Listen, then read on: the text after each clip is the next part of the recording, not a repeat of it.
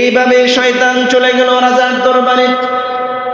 তৎকালীন সময়ে যে রাজা ছিল, রাজার 3 ছেলে ছিল, 1 কন্যা ছিল। 3 রাজপুত্র, 1জন রাজকন্যা ছিল। সেই রাজকন্যার গায়ের মধ্যে ভর করল।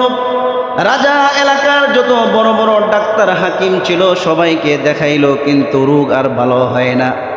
রাজার মনের মধ্যে শয়তান ঢেলে দিল, হাকিম দিয়ে ভালো হবে না, ডাক্তার দিয়ে ভালো হবে না, ওঝা কবিরাজ দিয়ে ভালো হবে না, বরঞ্চ কোনো আল্লাহওয়ালার কাছে নিয়ে যাও। সেই আল্লাহওয়ালা ঝাড় ফুঁক করলে তোমার মেয়ে ভালো হয়ে যাবে। যেই কথা সেই কাজ। গোটা এলাকার মধ্যে তার সেনাবাহিনী পাঠিয়ে খোঁজখবর নিল। বর্তমান যুগে সবচেয়ে বড় বুজুর্গকে সমস্ত মানুষ বলল বারসিসা। রাজা তার কন্যাকে নিয়ে বারসিসার কাছে আসলো। বারসিসা যখন দোয়া পড়ে ফু দিল, কন্যা ভালো হয়ে গেল। রাজা খুশি মনে বাড়িতে চলে গেল। কিছুদিন পরে আবার কন্যার গায়ের মধ্যে শয়তান ভর করলো, আবার কন্যাকে নিয়ে আসলো, আবার ফু দিল, ভালো হয়ে গেল। কিছুদিন পরে রাজা এবং তার 3 পুত্রের যুদ্ধে যাওয়ার জন্য প্রস্তুতি গ্রহণ করলো।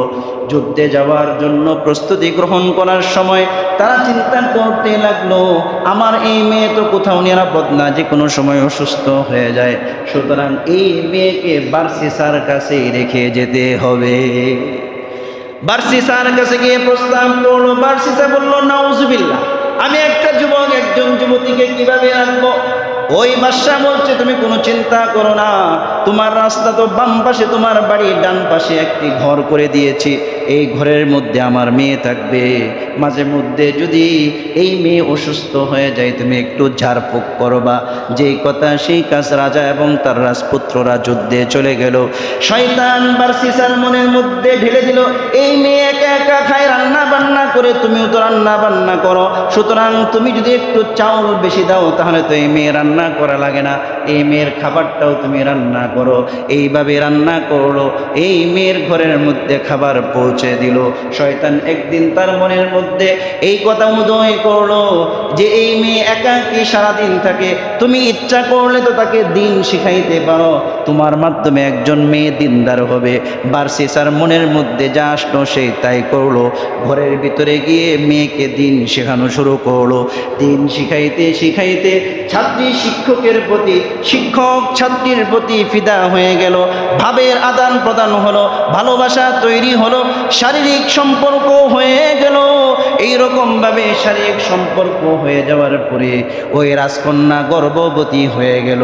গর্ভবতী হয়ে যাওয়ার পরে কিছুদিন পরে ওই রাজকন্যা একটি ছেলে সন্তান পর্যন্ত প্রসব করলো। বলেন নাউজুবিল্লাহ। আমাদের সমাজে এরকম ছাত্র শিক্ষিকা আছে না নাই? এরকম টিচার এবং ছাত্রী ছাত্রী আমাদের সমাজে আছে। দেখেন বারসিসার মতো একজন বুজুর্গকে কিভাবে শয়তান পথভ্রষ্ট করল। এবার বারসিসার মনের মধ্যে শয়তান ঢেলে দিল, ও বারসিসা, রাজকন্যার যে ছেলে হয়েছে এটাকে তুমি কিভাবে ঢাকবা? এটা তোমার রাজা যখন আসবে, রাজপুত্ররা যখন যুদ্ধ থেকে আসবে তখন তো তোমাকে কতল করে ফেলবে, হত্যা করে ফেলবে। যেভাবেই হোক এই ছেলেকে তুমি মেরে ফেলো। এই ছেলের যদি তুমি মেরে ফেলো তাহলে তোমার গুনাহের নিদর্শন মিটে যাবে, আর তোমার কোনো ক্ষতি হবে না। বলেন নাউজুবিল্লাহ। বারসিসা শিখলেন অনুপাতে। রাতের বেলায় যখন মায়ের কাছ থেকে ছেলেকে নিয়ে আসতে চাইল, মা তার বারসিসার মনের অবস্থা বুঝতে পারল। এবার মা বলছে, আমার শরীরের মধ্যে 1 ফোঁটা রক্ত থাকতে আমি আমার ছেলেকে মারতে দিব না, হত্যা করতে দিব না।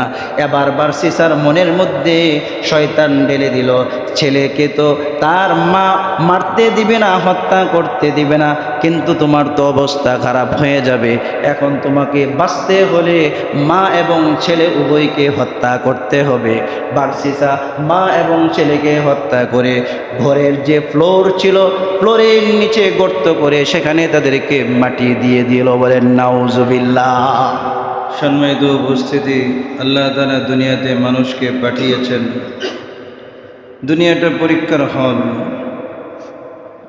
এই দুনিয়াতে মানুষের সাথে সাথে মানব জাতির, মানবতার চিরশত্রু শয়তানকেও পাঠিয়েছে।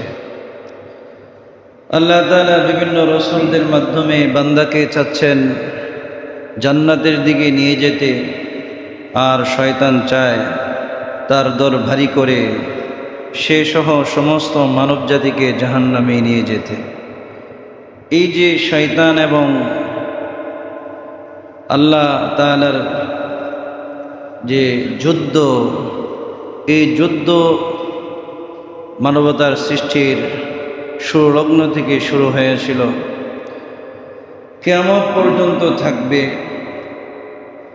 তো শত্রু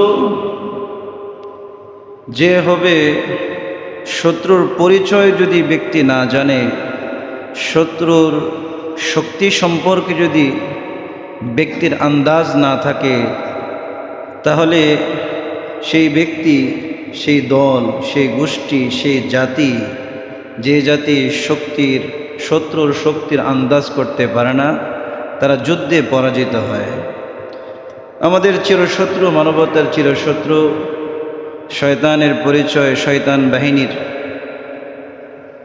বিভিন্ন দল, বিভিন্ন ইউনিট, যেভাবে তারা কাজ করে, আমরা সেগুলো সম্পর্কে গত সপ্তাহে আলোচনা করেছি। এই সপ্তাহে আলোচনা করব মানুষকে শয়তান কিভাবে প্রতারিত করে, কিভাবে ধোঁকা দেয়। একটা জিনিস আমাদের সবসময় মনে রাখতে হবে, সেটা হচ্ছে শয়তান মানুষের চেয়ে হাজার গুণে, লক্ষ গুণে, কোটি গুণে বেশি শক্তিশালী। এক একটি মানুষের সাথে যেমন 17 থেকে 18 জন ফেরেশতা আছে, এরকম এক একটি মানুষের পেছনে দল কি দল ফেরেশতা, পাশাপাশি শয়তানও আছে। যদি ফেরেশতারা শয়তানের আক্রমণ, জিন্নাতের আক্রমণ থেকে বান্দাদেরকে না বাঁচাতো, পৃথিবীতে মানুষ এক মুহূর্ত টিকতে পারত না। তো আল্লাহ তাআলা এই শয়তানের প্রতারণা, এই শয়তানের ধোঁকা কত ভয়ঙ্কর, সে বিষয়ে কোরআন ও হাদিসে এবং মুফাসসিরিনে কেরাম তাফসীরে আলোচনা করেছেন। শয়তান মানুষকে দুইভাবে ধোঁকা দেয়, পাপ কাজের ধোঁকা দেয়, আবার হচ্ছে নেক সুরতে, ভালো পদ্ধতিতে ধোঁকা দেয়। মানুষ বুঝতেই পারে না সে খারাপ কাজ করতেছে। শয়তান প্রয়োগ করে, ডাক্তার যেমন মেডিসিন অ্যাপ্লাই করে, কোন রোগের কি মেডিসিন প্রাথমিক 3 দিনের জন্য দেয়, বলে 7 দিনের ডোজ আপনি কমপ্লিট করবেন। 7 দিনের কোর্স যখন রোগী কমপ্লিট করে, তখন ডাক্তার একটা আন্দাজ পায় যে আসলেই কি যে মেডিসিন আমি তাকে দিয়েছি সেইগুলো এই রোগীর জন্য কার্যকর কিনা। যদি কার্যকর হয়, ডাক্তার পরবর্তী স্টেপে যায়। তদ্রূপ শয়তান সর্বপ্রথম বান্দার তার শান অনুপাতে, তার বাহ্যিক কর্মকাণ্ড অনুপাতে শয়তান প্রথমে টার্গেট করে এই ব্যক্তিকে কিভাবে জাহান্নামে নেওয়া যায়। যদি দেখে এই ব্যক্তিকে ডাইরেক্ট খারাপ কাজ বললে, খারাপ কথা বললে ব্যক্তি গ্রহণ করবে, তখন তাকে ডাইরেক্ট খারাপ কাজের নির্দেশ দেয়। আর যখন দেখে না এই ব্যক্তিকে যদি ডাইরেক্ট বলি তুমি কুফরি করো, তাহলে এই ব্যক্তি জীবনেও কুফরি করবে না, ও জীবন দিবে তারপরে কুফরি করবে না। তাহলে এই ব্যক্তিকে কুফরি করাইতে হবে বিভিন্ন ঘাট প্রতিঘাত, বিভিন্ন ঘুরিয়ে পেঁচিয়ে বিভিন্নভাবে তাকে কুফরি করাতে হবে, যাতে করে সে বুঝতেই না পারে সে কবে কাফের হয়ে গেছে। হাদিস শরীফের মধ্যে এসেছে, সিয়াসিত্তার বড় বড় কিতাবগুলোর মধ্যে এসেছে, জাবের রাদিয়াল্লাহু তাআলা আনহু থেকে বর্ণিত, আল্লাহর নবী বলেন, শয়তানদের যে ইবলিসের সাথে আদমের তর্ক বিতর্ক হয়েছিল আল্লাহ তাআলার সাথে, সেই ইবলিসের সিংহাসন হচ্ছে সমুদ্রের মাঝখানে। সমুদ্রের মাঝখানে সে সিংহাসনে বসে থাকে, তার চতুর্পাশে সাপরূপী শয়তানরা থাকে। আর গত সপ্তাহে যে 10 ধরনের বাহিনীর আলোচনা করেছি, এই বাহিনীগুলোকে সে গোটা পৃথিবীতে ছড়িয়ে দেয়। এবং এই বাহিনীগুলো সন্ধ্যাবেলায় ওই শয়তানের কাছে রিপোর্ট পেশ করে, এক একটি এলাকার এক একটি ব্যক্তির রিপোর্ট তার সামনে পেশ করা হয়। ফেরেশতারা যেমন বান্দার আমলের রিপোর্ট আল্লাহ তাআলার কাছে পেশ করে, তেমনিভাবে শয়তান এবং শয়তানের অনুসারী যারা আছে তারা শয়তানের কাছে সন্ধ্যাবেলায় সমস্ত রিপোর্টগুলো পেশ করে। শয়তানের কাছে এসে একজনে বলে, আমি তো অমুক ব্যক্তিকে ফাসিকি কাজ করাইছি, গুনাহের কাজ করাইছি। শয়তান বলে, তুমি তেমন ভালো কাজ করতে পারো নাই। আরেক দল এসে বলে যে আমি অমুক জায়গায় স্বামী স্ত্রীর মধ্যে তালাক দেওয়াইছি। শয়তান বলে, তুমি মোটামুটি ভালো কাজ করেছ। আবার আরেক দল এসে বলে, আমরা তো অমুক জাতির মধ্যে ফিতনা লাগিয়ে দিয়েছি, একে অপরের প্রতি ভুল বোঝাবুঝি তৈরি করে দাঙ্গা হাঙ্গামা সৃষ্টি করে দিয়েছি, কয়েকজন নিহত হয়েছে, একে অপরের গুলিতে নিহত হয়েছে, পরস্পর ভুল বোঝাবুঝি আমি তৈরি করে দিয়েছি। শয়তান তখন বলে যে তোমরা আমার কাছে অবশ্যই অবশ্যই প্রশংসা এবং পুরস্কারের উপযুক্ত, বলে নাউজুবিল্লাহ মিন যালিক। শয়তানের কাছে সবচেয়ে বেশি প্রশংসনীয় কাজ হচ্ছে যদি সে বান্দার মাঝে ফিতনা ফাসাদ সৃষ্টি করে দিতে পারে। আবার আরেক দল এসে বলে, আমরা তো এক আলেমকে গুমরাহ করে দিয়েছি। শয়তান বলে, সাবাস, তুমি যে কাজ করেছো এর জন্য তুমি আজীবন আমার কাছে পুরস্কার পাওয়ার হকদার হয়ে গেছো, বলে নাউজুবিল্লাহ। কারণ একজন আলেমকে যদি গুমরাহ করা যায়, গোটা জাতি গুমরাহ হয়ে যাবে। একজন মসজিদের ইমামকে যদি গুমরাহ করা যায়, মসজিদের 95% মুসল্লি গুমরাহ হয়ে যায়। কথা কোন ঠিক না বেঠিক? তো এরকমভাবে শয়তানের বাহিনী ধোঁকা দিয়ে থাকে। শয়তানের আরেক ধরনের ধোঁকা হচ্ছে, শয়তান এসে আপনার মনের মধ্যে বলবে, আসমানকে সৃষ্টি করেছে। আপনি বলবেন আল্লাহ। জমিনকে সৃষ্টি করেছে আল্লাহ। মানুষকে কে বানাইছে? আল্লাহ। আদমকে কে বানাইছে? আল্লাহ। ফেরেশতাদেরকে কে বানাইছে? আল্লাহ। আরশ কুরসি কে বানাইছে? আল্লাহ। এখন শয়তান এসে বলে, তাহলে আল্লাহকে কে বানাইছে? কি বলে? আল্লাহকে কে বানাইছে? দেখেন, এতক্ষণ সে ভালো জায়গায় ছিল, হঠাৎ করে তার মনের মধ্যে এসে মান খালাক আল্লাহ। সবারই কি আছে? জন্ম আছে, সৃষ্টি আছে, তো সর্বশেষ তো আল্লাহ। তো আল্লাহকে কে সৃষ্টি করেছে? বলে নাউজুবিল্লাহ মিন যালিক। কুফরি বাক্য। কি কুফরি বাক্য? এই কথাগুলো অনেকের মনের মধ্যে যখন আসে, তখন সে বলে, হ্যাঁ, একটার যেহেতু চেইন আছে, আমি এসেছি মা বাবার মাধ্যমে, আমার মা বাবা দাদা দাদির মাধ্যমে, পরদাদার মাধ্যমে, এইভাবে আদম আলাইহিস সালামের স্রষ্টা হচ্ছেন আল্লাহ, সব কিছুর স্রষ্টা হচ্ছেন আল্লাহ। তাহলে আল্লাহকে কে সৃষ্টি করেছে? বলেন নাউজুবিল্লাহ মিন যালিক। আল্লাহ নবী বলেন, যখন এই ধরনের কুমন্ত্রণা আসবে, তখন তুমি বলবা আউযু বিল্লাহি মিনাশ শাইতানির রাজিম, অথবা বলবা আমি আল্লাহ রসুলের প্রতি ঈমান এনেছি, সুতরাং এই বিষয়ে আমার প্রশ্ন করার কোনো অধিকার নেই।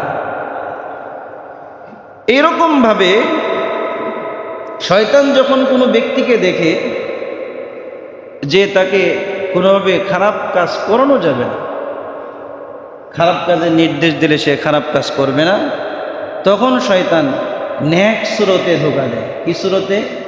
নেক সুরতে ধোঁকা দেয়। নেক সুরতে কিভাবে ধোঁকা দেয়? নেক সুরতে ধোঁকা দেয়, প্রত্যেক ব্যক্তির সাথে যে শয়তান আছে, আমি যেমন ইমাম, আমি যেমন হাফেজ মাওলানা মুফতি, আমার যত ডিগ্রি আছে, আমার সাথে যে শয়তান আছে সে আমার চেয়ে আরও বড় ডিগ্রিধারী। আপনি যেমন রাজনীতিবিদ, আপনার সাথে যে শয়তান আছে সে আপনার চেয়ে বড় রাজনীতিবিদ। আপনি যেমন মূর্খ, আপনার সাথে যে আপনার শয়তান আছে সেও আপনার চেয়ে বড় অভিজ্ঞ।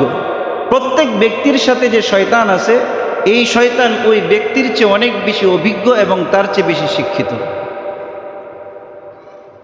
শয়তান যে সমস্ত নেকসরতে ধোঁকা দেয়, 1 নম্বর নেকসরত হচ্ছে ফরজের উপর নফলকে প্রাধান্য দেবে। ফরজের উপর নফলকে প্রাধান্য দেবে।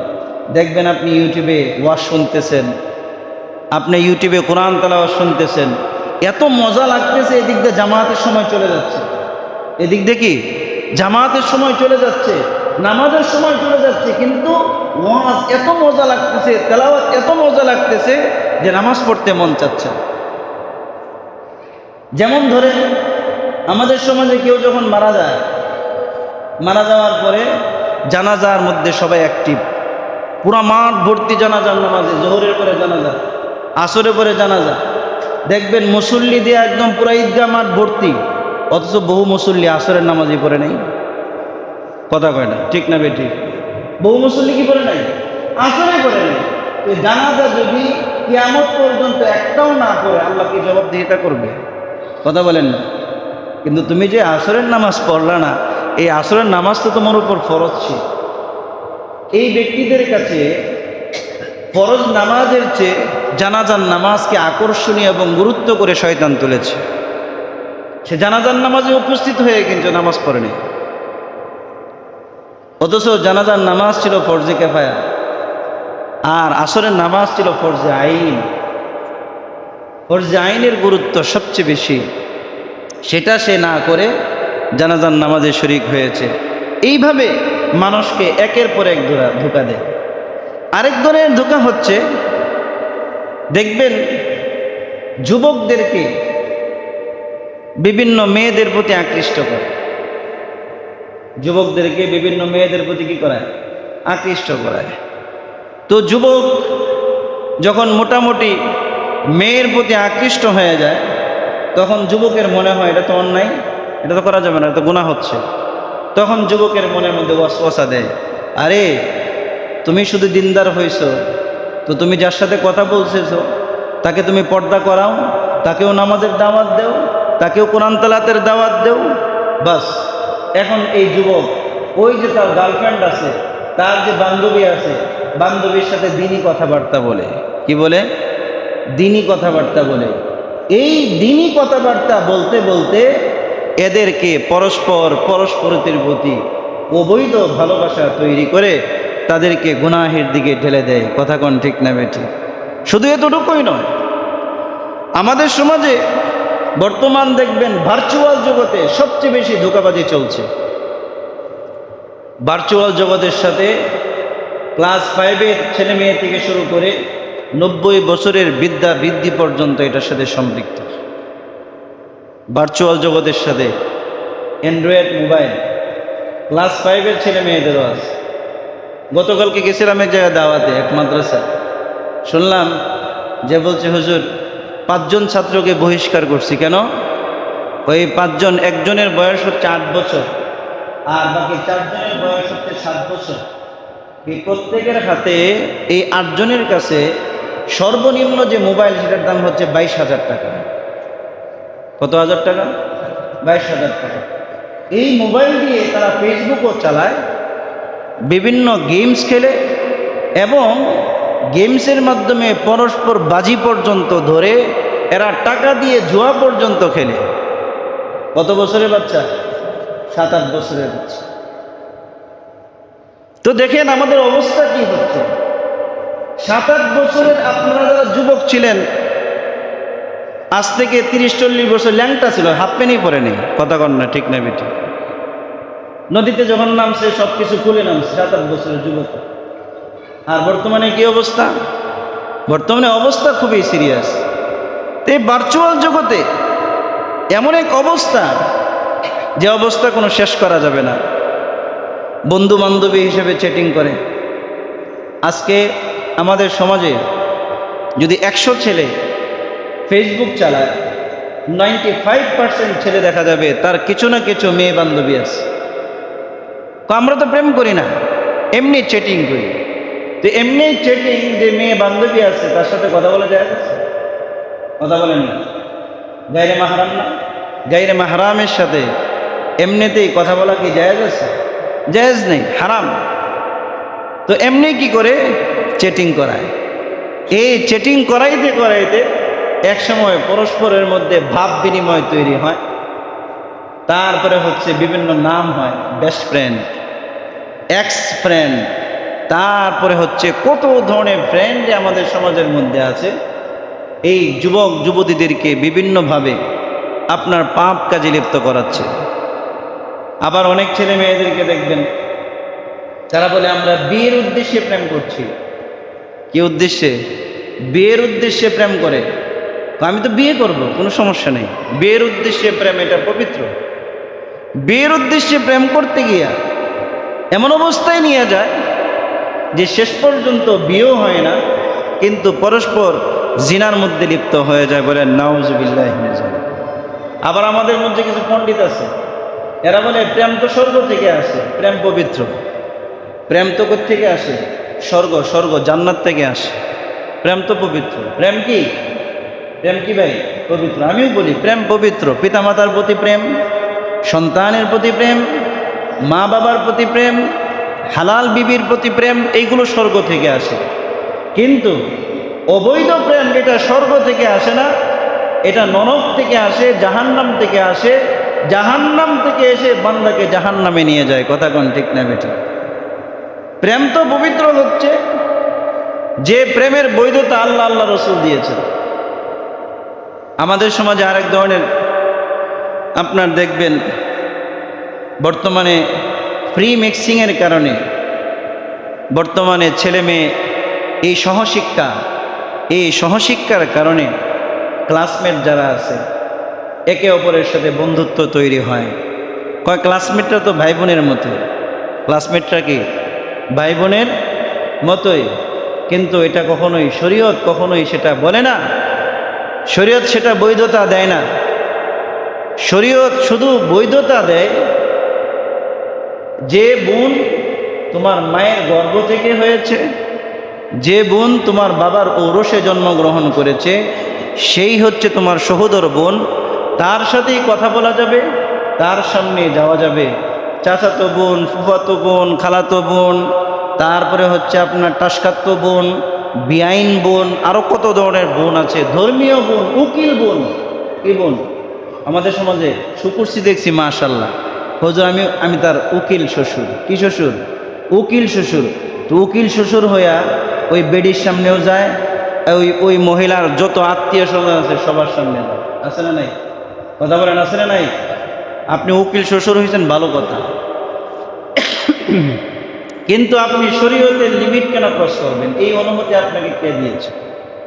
বিয়ের আপনি উকিল হয়েছেন, ভালো কথা। আপনি তাকে মেয়ে বানাইছেন, ভালো কথা। এই মেয়ের সামনে যাওয়া আপনার জায়েজ নাই। এই মেয়ের সন্তানদের সামনে আপনার যাওয়া জায়েজ নাই। আপনি কেন যাবেন? হ্যাঁ, আপনি আত্মীয়তা করছেন, আপনি তাদের মেহমানদারি করবেন, বাসায় দাওয়াত দেন। পর্দার ভিতরে থেকে তাদের যতটুকু মেহমানদারি আপ্যায়ন করা যায় ততটুকু করেন। ইসলামে কোনো উকিল শ্বশুর নাই, ইসলামে কোনো উকিল বোন নাই, ইসলামে কোনো উকিল বউ নাই। এগুলোকে ইসলামে সমর্থিত নয়। যদি আপনার করতেই মন চায়, শরীয়তের সীমারেখার ভিতরে সব কিছু করতে হবে। শরীয়তের সীমারেখার ভিতরে করতে হবে। আজকে মানুষ গুনাহ তো গুনাহকেই মনে করে, গুনাহকে গুনাহই মনে করে না।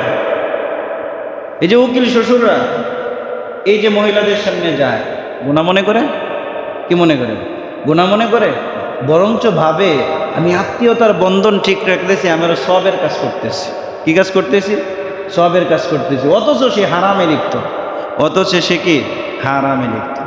আমাদের সমাজে আরেকটা আছে, শিক্ষকরা বাবার মতো। শিক্ষকরা কিসের মতো?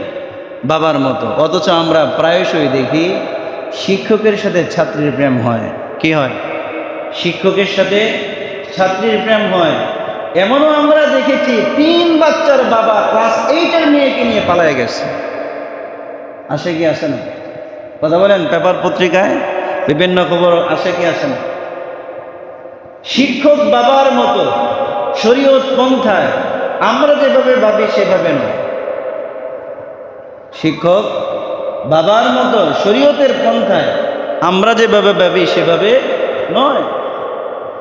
তদ্রূপ আমাদের মধ্যে অনেকে দেখবেন বলে, হুজুর খালি পর্দা পর্দা করেন। আরে মনের পর্দাই তো বড় পর্দা। মনের পর্দা কি? বড় পর্দা। বাহ্যিক পর্দা, মন ঠিক থাকলে সব ঠিক। আসে না একদল আমাদের সমাজে এরকম? ও মনের পর্দা বড় পর্দা, বাহ্যিক পর্দা লাগে না। কথা বল না, ঠিক না বেটি? আমি বলি মনের খাওয়ান বড় খাওয়ান, মনে মনে খাইস, তোর সামনে প্লেট আর অন্য কিছু খাবার যেন কখনো না যায়। তুই মনে মনে খাইবে, দেখবি তোর পেট ভরে কিনা। কথা কোন ঠিক না বেটি? মনে মনে খাইলে যেমন পেট ভরে না, মনে মনে পর্দা করলেও পর্দা হয় না। পর্দা সেভাবে করতে হবে যেভাবে কোরআন হাদিসে এসেছে। কথা কোন ঠিক না বেঠিক? তোমার খোড়া যুক্তি দিয়ে ইসলাম চলবে না, তোমার খোড়া যুক্তি দিয়ে আল্লাহর বিধান চলবে না, তোমার খোড়া যুক্তি দিয়ে কখনো দ্বীনের শরীয়ত চলবে না। কথা কোন ঠিক না বেঠিক? আমাদের সমাজে অনেকে দেখা যায় বলে এই বয়সটা তো এনজয়ের বয়স, এনজয় করো, এনজয় করতে থাকো, আল্লাহ তো ক্ষমাশীল। আল্লাহ কি ক্ষমাশীল? একদিন আল্লাহ মাফ করে দিবে, একদিন কি আল্লাহ মাফ করে দিবে। অনেকেই যখন আমরা প্রতিবাদ করতে চাই তখন বলে হুজুর এই বয়সটাই তো এখন এনজয়ের বয়স। এই বয়সটা কিসের বয়স? এনজয় করার বয়স। এনজয় করতে দেন, একসময় ভালো হয়ে যাবে। আচ্ছা বলেন তো, এনজয় করতে দেন, একসময় ভালো হয়ে যাবে, ওই সময় পর্যন্ত এই যুবকের হায়াত আছে, এই গ্যারান্টি কি আছে? আমাদের সমাজে যুবকদের মরণ হয় কি হয় না? বর্তমানে সবচেয়ে বেশি মৃত্যুবরণ করতেছে যুবকের। ঘুমাইছে, ঘুমটা নাই, স্ট্রোক করছে। যুবক কি করছে? স্ট্রোক করছে। যুবক কি করছে? হুন্ডা অ্যাক্সিডেন্ট করছে। যুবক কি করছে? মারামারি করে মারা গেছে। যুবক কি করছে? পরস্পরের মধ্যে তর্ক বিতর্কে এক পর্যায়ে একজন একজনকে আঘাত করে মারা গেছে। আছে না এরকম? তো এই যে আমাদের সমাজে যে কথাটা বলা হয়, এটা হচ্ছে খুবই শয়তানের একটি ধোঁকা। আমাদের সমাজে এত পরিমাণে ফ্রি মিক্সিং চলছে, গার্ডিয়ান, ছেলের গার্ডিয়ানও নীরব, মেয়ের গার্ডিয়ানও নীরব। মেয়েকে বিশাল বড় একটা মোবাইল কিনে দিছে, সারা রাত এই মেয়ে কি করতেছে সেটা পর্যন্ত মা বাবা খবর রাখে না। রাতের 12টার পরে আপনার ছেলে মেয়ে মোবাইলে কি কাজ, কোনোদিন জিজ্ঞাসা করছে নাই তোর মোবাইলে কি কাজ? না, জিজ্ঞাসা করার কোনো খোঁজখবর নেই। এজন্যই তো সমাজের আজকে এত চারিত্রিক অধপতন। অদূর ভবিষ্যতে ডাক্তার পাবেন, বৌমা আপনার ডাক্তার হবে, ইঞ্জিনিয়ার বউ পাবেন, বিসিএস ক্যাডার বউ পাবেন, কিন্তু ভার্জিন মেয়ে সমাজে পাবেন না। কথা কোন ঠিক না বেঠিক? মানুষ মনে করে ভার্জিনিটি শুধু শরীরে না, ভার্জিনিটি মনে, ভার্জিনিটি শরীরের বিভিন্ন অংশে আছে। আপনি যাকে বিয়ে করছেন, এই মেয়ের মনে মনে সে প্রেম না করলেও তার মনে মনে একজন ক্রাশ আছে। কথা কোন ঠিক না বেঠিক? সেই ক্রাশের প্রতি সে পাগল। সে মনে মনে ভাবে, এই ক্রাশকে যদি আমি পাইতাম তাহলে আমার জীবন ধন্য হয়ে যেত। এই যে মেয়ের ভিতরে এই ক্রাশের বীজ ঢুকেছে, এর সাথে আপনি সংসার করবেন 12 বছর, তারপরেও এই মহিলার মন আপনি পাবেন না। আছে না নাই? আছে। আমাদের বিবাহিত পুরুষদের মধ্যে শয়তান কিভাবে ঢুকে দেয়? নিজের ঘরে যদি সুন্দরী বিবিও থাকে, কালা বেডিরে ভালো লাগে। কথা কর, পরকিয়া আছে না নাই? নিজের ঘরে সুন্দরী বউ আছে, এটা ভালো লাগে না। আরেক জায়গায় কালা মুডা, ওইটারে খুব ভালো লাগে। কথা কোন ঠিক না বেঠিক? আছে না নাই? নিজের ঘরে সুন্দর হ্যান্ডসাম ছেলে আছে, তাকে ভালো লাগে না, কিন্তু আরেক বেটারে খুব ভালো লাগে। এমন আছে আমাদের সমাজে, আছে না নাই? বহু আছে। শয়তান কখনোই মানুষকে সরাসরি গুনাহের কাজ খুব কম করায়। শয়তান বিভিন্ন বাহানায় মানুষকে গুনাহের কাজ করায়। আমি আপনাদের সামনে যে আয়াত পড়ছি, সূরাতুল হাশর, কোরআনের 59তম সূরা। কততম সূরা? 59তম সূরা। এই 59তম সূরা 16 নম্বর আয়াতে আল্লাহ তাআলা বলেন, শয়তান মানুষকে বলে তুই কুফরি কর। যেই মানুষ কুফরি করে, শয়তান এবার বলে ইন্নী বারীউম মিনক, আমি তোর থেকে পুত পবিত্র, আমি বিশ্বজগতের আল্লাহকে ভয় করি। দেখেন শয়তান কি করাইলো? মানুষকে কুফরি করাইলো। কুফরি করার পরে বান্দা যখন কুফরি করলো, এখন শয়তান তার থেকে দূরে সরে গেছে। কারণ শয়তান জানিয়ে যে কুফরি করছে, এখন আল্লাহর গজব নামতে পারে, এই গজবের মধ্যে আমি নেই, এই গজবের মধ্যে কি নাই? আমি নাই। আমাদের সমাজে দেখবেন গান বাদ্য আমাদের প্রিয় করে তোলে।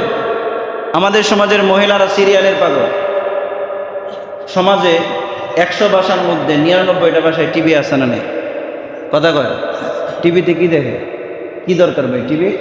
টিভিতে সিরিয়াল দেখে। আবার কিছু পণ্ডিত মশাই আছে, হুজুর নাটক দেখা উচিত, নাটকে অনেক শিক্ষণীয় আছে, নাটকে কি আছে, অনেক শিক্ষণীয় আছে। তো শিক্ষা আগের যুগে যখন নাটক ছিল না, তারা শিক্ষা থেকে শিখছে, কথা বলেন না। এরিস্টটল এত বড় বিজ্ঞানী ছিল, সে নাটক দেখে কি এত বড় বিজ্ঞানী হয়েছে? কথা বলেন না কেন? আল্লামা ইবনে বাতুতা এরও এত বড় ঐতিহাসিক ছিলেন, এরা কি নাটক দেখে দেখে ইতিহাস শিখছেন? কথা কয় না। নাটকের মধ্যে আবার কি শিক্ষণীয় আছে? দেখেন আমাদের দেশের মধ্যে মুসলমানদের অবস্থাটা আপনি চিন্তা করেন। হিন্দু আজম তো যেভাবে আমাদের সমাজের সংস্কৃতি চলছে, আমাদের সমাজের ইন্ডিয়ান ড্রেস সবার পপুলার, কথা কোন ঠিক না বেটি? ইন্ডিয়ান সিরিয়াল নাটক সবার পপুলার, হিন্দি গান আহা শুনলে মনটাই পড়ে যায়, কথা কোন ঠিক না বেটি?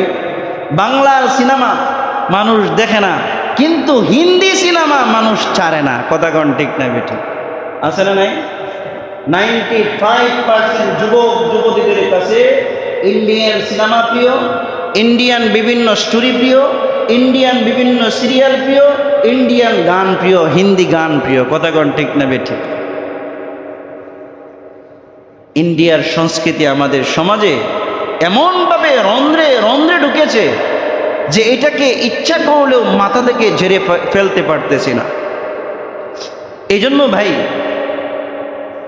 আমাদের প্রত্যেকের জায়গা থেকে যদি আমরা সতর্ক না হই, আল্লাহ মাফ করো, এমন প্রজন্ম হয়তো আমরা রেখে যাচ্ছি যারা বেঈমান হয়ে মারা যাবে। আহা, আপনি জান্নাতে যাবেন আর আপনার সন্তান জাহান্নামে যাবে, এই দৃশ্য আপনি দেখবেন আর আপনার সন্তান আপনাকে ছেড়ে দিবে? আপনি কি ভাবতেছেন আপনার সন্তান আপনাকে ছেড়ে দিবে? অসম্ভব, ইম্পসিবল, নো নেভার, কখনোই নয়।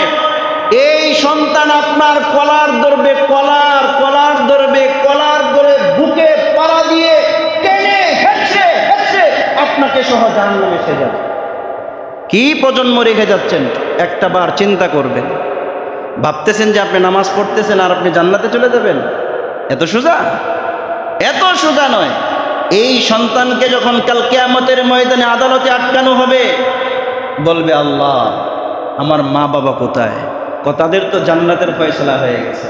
আল্লাহ আপনি কিভাবে জান্নাতের ফয়সালা? আপনারা ইনসাফদার, আপনার নেই পরে শাসক। এই মা বাবা নামাজ পড়েছে, দিন শিখেছে, দিনের পথে চলেছে, হজ করেছে, ফজরের নামাজে এসেছে, সব সময় দিনের কথাবার্তা শুনেছে, কিন্তু কখনোই আমাদেরকে বলে নাই, কখনো আমাদেরকে জোর জবরদস্তি করে নাই, পড়ার জন্য আমাদেরকে বিভিন্নভাবে তিরস্কার করেছে। কেন গোল্ডেন ক্লাস পেলাম না, এই জন্য তিরস্কার করেছে। কিন্তু কেন নামাজ পড়ি নাই, কেন রোজা রাখি নাই, কেন দিনের পথে চলি নাই, কখনো মা বাবা আমাদেরকে তিরস্কার করে নাই, কখনো জোর জবরদস্তি কোনো কিছু করে নাই। আল্লাহ সেই মা বাবাকে আমাদের সামনে এখনই আনুন। মা বাবাকে সামনে আনা হবে। আল্লাহ তাআলা কোরআনে কারীমের মধ্যে বলেন, আকদামিনা, সাথে সাথে কলারের মধ্যে ধরে এই সন্তান মা বাবার বুকের মধ্যে পাড়া দিয়ে তাকে টেনে হেঁচড়ে জাহান্নামে নিয়ে যাবে। বিশ্বাস হয় না? কোরআন খুলে দেখুন, 24 নম্বর পারা 19 নম্বর পৃষ্ঠার প্রথম আয়াতে এই কথাটা আল্লাহ তাআলা কোরআনের মধ্যে বলেছে। সতর্ক হন, সাবধান হন। শয়তান যে কতভাবে মানুষকে ধোঁকা দেয়, এই আয়াতের ব্যাখ্যায় তাফসীরে কুরতুবী, তাফসীরে মাযহারি, তাফসীরে মারিফুল কোরআন সহ বিভিন্ন ঘটনা এই আয়াতের মধ্যে এই ঘটনায় এসেছে। সংক্ষিপ্ত ঘটনাটা বলি। বনু ইসরাইলের একজন আবেদ ছিল, নাম ছিল বারসিসা।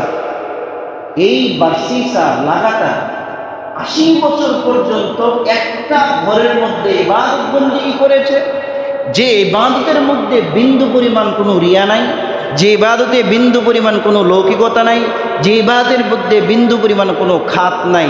নিখুঁতভাবে 40 নয় 80 বছর পর্যন্ত একটা ঘরের মধ্যে ইবাদত বন্দেগী করেছে। বলেন সুবহানাল্লাহ। বনি ইসরাইলের মধ্যে তৎকালীন মিশরে প্রসিদ্ধ ছিল যে আমাদের দেশে একজন বড় বুজুর্গ আছে, তার নাম হচ্ছে বারসিসা। এই বারসিসাকে শয়তান টার্গেট করেছে, কিভাবে তাকে পথভ্রষ্ট করা যায়। তো শয়তান কোনোভাবেই এই বার্সিসাকে পথভ্রষ্ট করতে পারতেছে না। মুফাসসিরিনে কেরাম বলেন, বার্সিসা যে ঘরের মধ্যে সে বসবাস করত, এই ঘরের এক পাশে একটি জানালা ছিল, যে জানালা দিয়ে কোনো কিছু দেখা যেত না।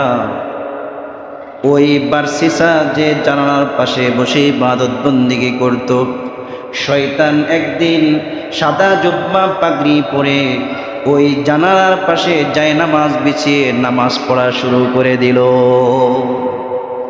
একদিন যায়, 2 দিন যায়, কয়েকদিন যাওয়ার পরে বার্সিসা যখন দেখলো একজন ব্যক্তি তার জানালার পাশে দাঁড়িয়ে নামাজ পড়ছে, আল্লাহর ইবাদত বন্দেগী করছে, বার্সিসার মনের মধ্যে তার প্রতি দয়া হলো। সেও ভাবলো আমার মতো একজন বুজুর্গ দেখা যায় পাওয়া গেছে। সুতরাং শয়তানকে জিজ্ঞাসা করলো, ভাই তুমি কে, তোমার পরিচয় কি? শয়তান বলছে, আমি ইবাদত বন্দেগী করতেছি, আমাকে ডিস্টার্ব করো না। বার্সিসা এই কথায় আরো প্রভাবিত হলো। একদিন হঠাৎ করে বৃষ্টি নামলো। এই বৃষ্টির মধ্যেও শয়তান জায়নামাজ বিছিয়ে নামাজ পড়তে লাগলো।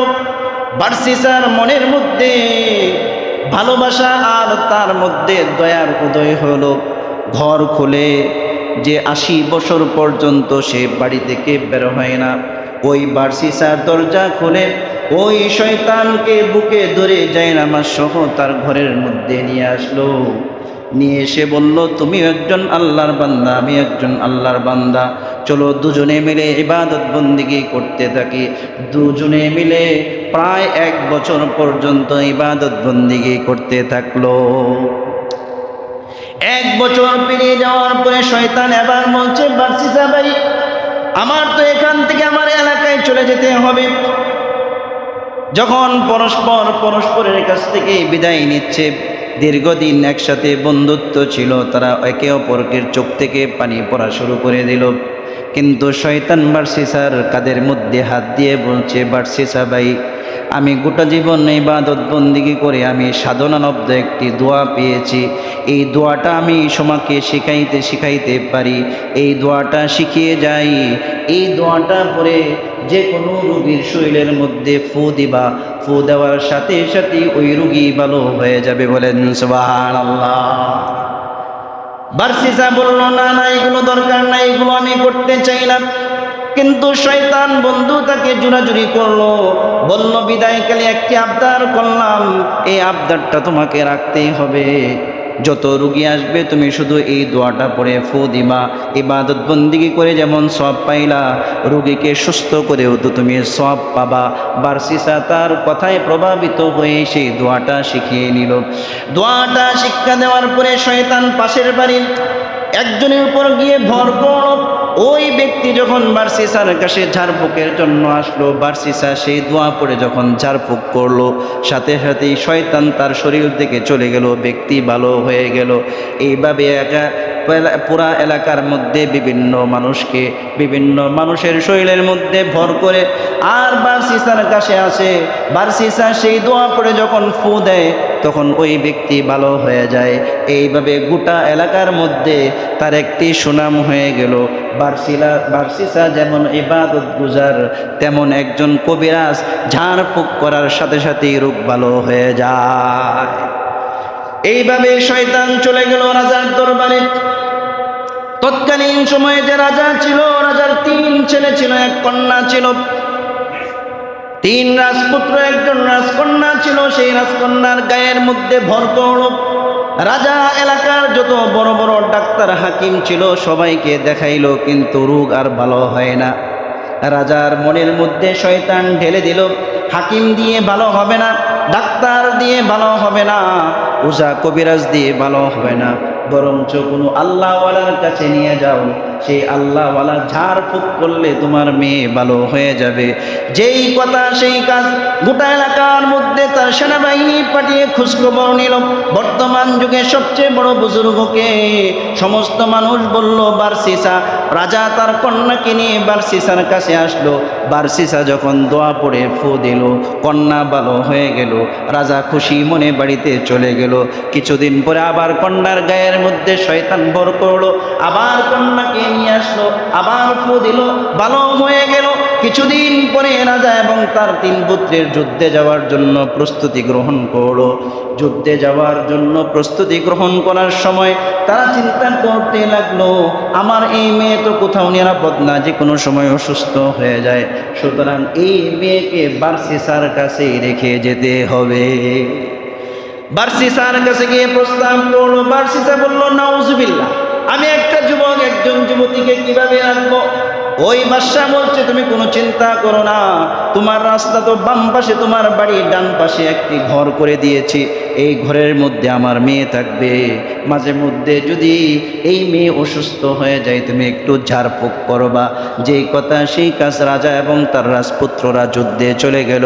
শয়তান বার্সিসার মনের মধ্যে ঢেলে দিল, এই মেয়ে একা একা খায়, রান্না বান্না করে, তুমিও তো রান্না বান্না করো, সুতরাং তুমি যদি একটু চাউল বেশি দাও তাহলে তো এই মেয়ে রান্না করা লাগে না, এই মেয়ের খাবারটাও তুমি রান্না করো। এইভাবে রান্না করলো, এই মেয়ের ঘরের মধ্যে খাবার পৌঁছে দিল। শয়তান একদিন তার মনের মধ্যে এই কথা উদয় করলো যে এই মেয়ে একাকী সারাদিন থাকে, তুমি ইচ্ছা করলে তো তাকে দিন শিখাইতে পারো, তোমার মাধ্যমে একজন মেয়ে দিনদার হবে। বার্সিসার মনের মধ্যে যা আসলো সেই তাই করলো। ঘরের ভিতরে গিয়ে মেয়েকে দিন শেখানো শুরু করলো। দিন শিখাইতে শিখাইতে ছাত্রী শিক্ষকের প্রতি, শিক্ষক ছাত্রীর প্রতি ফিদা হয়ে গেল। ভাবের আদান প্রদান হলো, ভালোবাসা তৈরি হলো, শারীরিক সম্পর্ক হয়ে গেল। এইরকমভাবে শারীরিক সম্পর্ক হয়ে যাওয়ার পরে ওই রাজকন্যা গর্ভবতী হয়ে গেল। গর্ভবতী হয়ে যাওয়ার পরে কিছুদিন পরে ওই রাজকন্যা একটি ছেলে সন্তান পর্যন্ত প্রসব করলো। বলেন নাউজুবিল্লাহ। আমাদের সমাজে এরকম ছাত্র শিক্ষিকা আছে না নাই? এরকম টিচার এবং ছাত্রী আমাদের সমাজে আছে। দেখেন বার্সিসার মতো একজন বুজুর্গকে কিভাবে শয়তান পথভ্রষ্ট করল। এবার বার্সিসার মনের মধ্যে শয়তান ঢেলে দিল, ও বার্সিসা, রাজকন্যার যে ছেলে হয়েছে এটাকে তুমি কিভাবে ঢাকবা? এটা তোমার রাজা যখন আসবে, রাজপুত্ররা যখন যুদ্ধ থেকে আসবে, তখন তো তোমাকে কতল করে ফেলবে, হত্যা করে ফেলবে। যেভাবেই হোক এই ছেলেকে তুমি মেরে ফেলো। এই ছেলের যদি তুমি মেরে ফেলো তাহলে তোমার গুনাহের নিদর্শন মিটে যাবে, আর তোমার কোনো ক্ষতি হবে না। বলেন নাউজুবিল্লাহ। বার্সিসা শিখতেন অনুপাতে। রাতের বেলায় যখন মায়ের কাছ থেকে ছেলেকে নিয়ে আসতে চাইল, মা তার বার্সিসার মনের অবস্থা বুঝতে পারল। এবার মা বলছে, আমার শরীরের মধ্যে 1 ফোঁটা রক্ত থাকতে আমি আমার ছেলেকে মারতে দিব না, হত্যা করতে দিব না। এবার বার্সিসার মনের মধ্যে শয়তান ঢেলে দিল, ছেলেকে তো তার মা মারতে দিবে না, হত্যা করতে দিবে না, কিন্তু তোমার তো অবস্থা খারাপ হয়ে যাবে। এখন তোমাকে বাঁচতে হলে মা এবং ছেলে উভয়কে হত্যা করতে হবে। বার্সিসা মা এবং ছেলেকে হত্যা করে ঘরের যে ফ্লোর ছিল, ফ্লোরের নিচে গর্ত করে সেখানে তাদেরকে মাটি দিয়ে দিল। বলেন নাউজুবিল্লাহ। এবার যুদ্ধ থেকে তার ভাইয়েরা এবং বাবা ফিরে আসলো। ভাইয়েরা তার বোনকে নিতে আসলো। বার্সিসা কান্নাকাটি করলো, বলল, আপনার বোনের মারাত্মক পর্যায়ের রোগ হয়েছিল, মারা গিয়েছে, অমুক জায়গায় খবর দিয়েছি। বার্সিসা বুজুর্গ মানুষ, তার কথা বিশ্বাস করে রাজপুত্ররা চলে গেল। কিন্তু রাতের বেলায় 3 ভাইকে শয়তান স্বপ্ন দেখাইল, ও ভাইয়েরা, তোমার আদরের বোনকে, তোমার আদরের বোনের ব্যাপারে বার্সিসা যা বলছে বিশ্বাস করছো, অথচ বার্সিসা তোমার বোনের উপর কি পরিমাণ জুলুম নির্যাতন করেছে। শুধু তোমার বোনকে সে হত্যা করে নাই, তোমার বোনের কলিজার টুকরাকেও সে হত্যা করেছে। 3 ভাই যখন একই স্বপ্ন দেখলো, সকালবেলায় তিনজনের মধ্যে যখন স্বপ্ন মিলে গেল, বাবার কাছে বলল। রাজা বলল, ঠিক আছে, স্বপ্নের সত্যতা যাচাইয়ের জন্য বার্সিসার সেই গির্জার মধ্যে যাও। বার্সিসার গির্জার মধ্যে আসলো, ফ্লোর খুললো, খোঁড়ার পরে এই তার বোন এবং তার ভাগ্নি উভয়কে দেখতে পেল। বারসিসাকে গ্রেপ্তার করে রাজদরবারে নিয়ে গেল। বারসিরা সমস্ত অপরাধ স্বীকার করলো, রাজা তাকে ফাঁসির রায় দিল। এই বারসিসাকে যখন ফাঁসির মঞ্চে ওঠানো হলো, সেই শয়তান তার সামনে এসে বলছে, ও বারসিসা দোস্ত, আমাকে চিনতে পারছনি? দীর্ঘদিন একসাথে একই ঘরে তোমার সাথে ইবাদত বন্দিগি করেছি। ও বারসিসা, তুমি এত বুজুর্গ, আমি তোমাকে এত কিছু করিয়ে ফাঁসির মঞ্চ পর্যন্ত নিয়ে এসেছি, তবে তুমি যদি একটা কাজ করো, আমি তোমাকে এই ফাঁসির মঞ্চ থেকে বাঁচাইতে পারবো। বারসিসা বলছে, কি কাজ করতে হবে? কয়, তুমি একটা বার আমাকে সেজদা করো, যখন তুমি সেজদা করবে আমি তোমাকে ফাঁসির মঞ্চ থেকে বাঁচিয়ে দিব। বলেন নাউজুবিল্লাহ। বারসিসা নিজের জীবন বাঁচানোর জন্য যখন শয়তানকে সেজদা করলো, অথবা অন্য বর্ণনা এসেছে বলছে তুমি আল্লাহকে অস্বীকার করো। বারসিসা যখন আল্লাহকে অস্বীকার করলো, জল্লাদ ফাঁসির দড়িটা হঠাৎ করে টান দিল, আর সাথে সাথেই এই বারসিসার গলার মধ্যে দড়ি লেগে ফাঁসিতে সে ঝুলে গেল, তার জীবন চলে গেল। একজন ইবাদতকারী জান্নাতি যুবককে ধোঁকা দিতে দিতে চিরস্থায়ী জাহান্নামী বানিয়ে এই শয়তান পৃথিবী থেকে বিদায় করে দিল। কথা কোন ঠিক না বেঠি? বারসিসার মতো বুজুর্গ যদি পথভ্রষ্ট হয়ে যায়, আপনি আর কে? এই জন্য শয়তান থেকে সদা সর্বদা সতর্ক থাকা। হাদিস শরীফের মধ্যে এসেছে শয়তান থেকে সতর্ক থাকা। এর জন্য নিজেকে কখনোই শক্তিশালী মনে না করা, দুর্বল মনে করা, আল্লাহর কাছে সদা সর্বদা শয়তান থেকে পানা চাওয়া। জিন শয়তান থেকে তো আপনি আয়াতুল কুরসি পড়ে পানা চাইলে জিন শয়তান চলে যাবে, মানবরূপী শয়তান কিভাবে যাবে? পুরা কোরআন শরীফ খতম করলেও মানুষরূপী শয়তান আপনার পাশ থেকে যাবে না। কথা কোন ঠিক না বেঠিক? মানুষরূপী শয়তান চিনতে হবে, মানুষরূপী শয়তান থেকে নিজেদেরকে, পরিবারকে বাঁচাইতে হবে। কথা কোন ঠিক না বেঠিক? আল্লাহ পাক আমাদের সবাইকে হেফাজত করুক, শয়তানের ওয়াসওয়াসা থেকে হেফাজত করুক, মানুষরূপী শয়তান থেকে আল্লাহ পাক সবচেয়ে বেশি হেফাজত করুক। আমাদের সমাজে মানুষরূপী শয়তান বেশি, নামাজও পড়ে কিন্তু ওর ভিতরে শয়তানির কোনো শেষ নেই। মানুষরূপী শয়তান এমন এমন কথা বলে, ওর যে ইমান গেছে ও নিজে ওঠার পায় না। খবরে নাদারাত কুনাম দে হাওয়া, বাতাসের মতো ইমানটা কখন চলে গেছে ও নিজেও জানে না। তো এই সমস্ত মানুষরূপী শয়তান থেকে আল্লাহ পাক আমাদেরকে হেফাজত করুক, জিনরূপী শয়তান থেকে হেফাজত করুক। শয়তানগুলোকে চিনা এবং শয়তানের সমস্ত ওয়াসওয়াসাগুলোকে চিনে জেনে আল্লাহ তাআলা আমাদেরকে হেফাজত করুক। সকলে বলে আমিন। ওয়া আখিরু দাওয়ানা আলহামদুলিল্লাহি রাব্বিল আলামিন।